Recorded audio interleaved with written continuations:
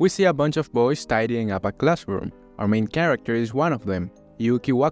He has a knack for cleaning. He makes the room sparkle. Just then, the girls show up, running behind schedule. Yuki says it is what it is. Peaches don't grant powers to guys. From the second they're born, they're playing life on hard mode. Then another friend approaches Yuki and requests his help to stitch a button on his uniform, and Yuki does it in a flash. His other friends compliment him for it, but Yuki says it's too bad it doesn't make him popular with the ladies. He says his older sister taught him how to sew. She said he better improve his skills since guys don't get the benefits of the peaches. If he didn't do it right, she'd put him in a headlock. One of his friends starts to say he thought his big sister was, and then he's cut off by the other. Yuki just smiles at them. Later on, Yuki says it's almost time to choose a profession. He wonders if this is all there is, work a regular job and lead a regular life. There has to be something better, a place where he can make a difference. Later, his surroundings become really foggy. He can't see a thing, and then he's taken to Mato. He attempts to remain calm and searches for the instruction manual. It's a video that clarifies that Mato is another realm that can be reached through portals,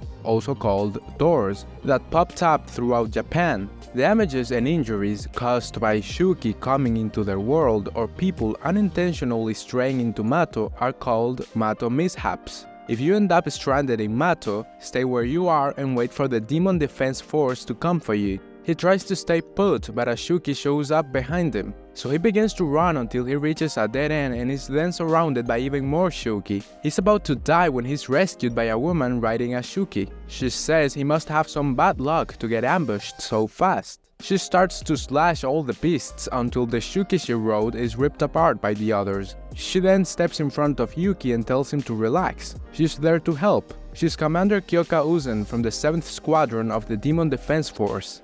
Then she subdues another monster and tells Yuki to hop on. They're escaping the area. Then the rest of the members of her squad show up in a vehicle. They're Azuma, Nei, and Shushu. Kyoka asks for a status report and they reply they have not found any other survivors nearby, so she tells them to expand the search radius. When they do, they notice that a horde of Shuki are closing in on them from 6 and 9 o'clock. Kyoka asks them to deal with them for her. She'll take Yuki to a safe place. The girls tell Yuki that if he wants to live, he'd better behave and obey the commander's instructions to the letter. Then they fight the Shuki. Azuma can transform her arm into a weapon while Shushu can become giant. Yuki is amazed. Among all the women who have obtained abilities from the peaches that only grow in Mato, these girls are the best of the best when it comes to combat. The Demon Defense Force. Sometime later, we see that the girls have found a boy in Mato. He's passed out, but he doesn't have any wounds. Nai was able to detect him with her power. Meanwhile, Shushu is already exhausted since she used her power a lot. Endurance is not her strong suit. They wonder if their commander and Yuki have returned to the dorm already, but right now they still have to inspect a final site. Shushu is upset because they didn't get to see the commander's swordsmanship. Azuma calls it a regrettable but essential sacrifice. Then the boy comes to, and the first thing he does is asking where his big sister is. Back with our protagonist, he's trying to chat a bit with Kyoka, but she says that when a Mato mishap occurs, victims are instructed to take 3 steps. Hold their breath and wait for rescue. If they encounter a Shuki, put personal safety first and flee as far as possible. And keep their mouth shut. But then she suddenly stops because she saw the sister of that boy. She's about to die, but Kyoka saves her. She attempts to fight the Shuki with the monster she enslaved, but it moves way too slow. So she slays the monsters by herself while Yuki protects the little girl. Then she sets up a simple barrier. There's no reason to worry. She thinks that if she was alone, it wouldn't matter how the situation ended.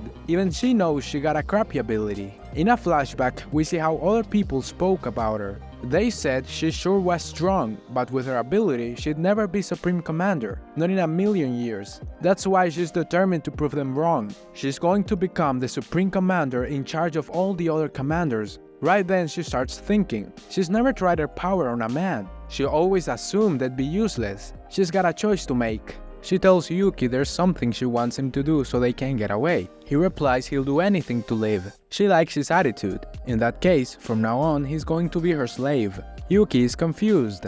Kyoka asks the little girl to leave them some space and close her eyes. Then she tells Yuki that if he had enhanced strength, they'd have a chance at escaping that place alive.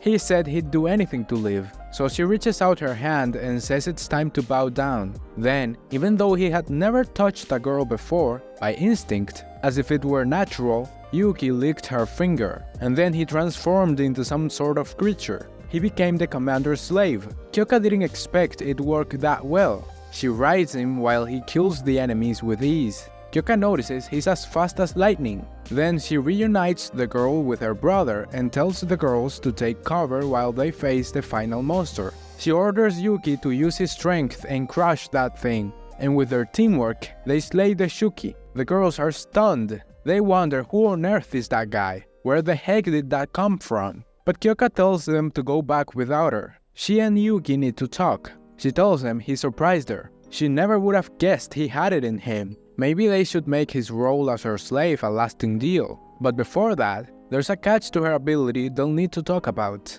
And then she kisses him, passionately. When the kiss is over, she says, "So that's how it is. He's a pervert." The price of her ability is that she, as the master, must reward her slave with a prize suitable for their work each time they do a task. She says he did well out there. Does he want another? He says he's fine. She's the one who saved his life, so there's no reason to kiss him again. That's when he notices she's blushing. She says she never thought something like that would happen either. When those terrible Shuki were her slaves, they were happy being paid in slices of pork. Her body acts on its own, no matter how she feels about it. It's the price of her ability. She's normally indifferent towards that kind of behavior. Then she kisses him again with even more passion. When they're finished, Yuki is happy about his first kiss. Who would have thought it would happen in Mato? Kyoka then says that if even one Shuki showed up in the real world, there would be many victims. Her goal is to become Supreme Commander of the Demon Defense Force and wipe out those nasty creatures for good. Their current one is too lenient. With this help, she can use her ability to the fullest. She believes she's a contender for the position now, so she invites him to work for her. He says he's not very good at things like sports or academics. His housekeeping skills are the only thing he takes pride in. She cheerfully replies she's all for a guy who knows how to clean. Besides, he put his life on the line to try and save that little girl. He's not bad, for a man. He says that in that case, he wants to be a hero in Mato. And she happily says that it's decided then. Even if he lands a job in the real world, all that's in store for him is a life of monotony and mediocrity. But in that world, he can fight Shuki just like earlier. And he can get revenge for his big sister's death. Plus, as long as he gets his reward from Miss Kyoka, then it'll all be worthwhile. Later, she brings him to the Demon Defense Forces dorm. It looks like an old-fashioned inn. She says it was built according to Mato's unique mystical properties, and it's also protected by a strong barrier. That is where they handle all the tedious paperwork. She tells him to head inside. He's looking at his new workplace. The girls are there to welcome them. They inform Kyoka that the siblings they saved are back home with their parents. Then they ask who the guy is. Kyoka tells them that from that day on, he'll be working as their caretaker. She tells Yuki that in combat, he'll be her slave, but on an everyday basis, he'll be the dorm's caretaker. Shushu says she attended an all-girls school, so she's never gotten a good look at a man before. That should be fun. Azuma, meanwhile, is concerned that a man is their caretaker. Kyoka tells Yuki that these girls are talented fighters, but they have colorful personalities. Along with the Shuki lurking about, their caretakers don't stick around for very long. That's why he and his housekeeping skills are the perfect fit. He asks if he doesn't get to be on the Demon Defense Force then, and she says men are not allowed to join.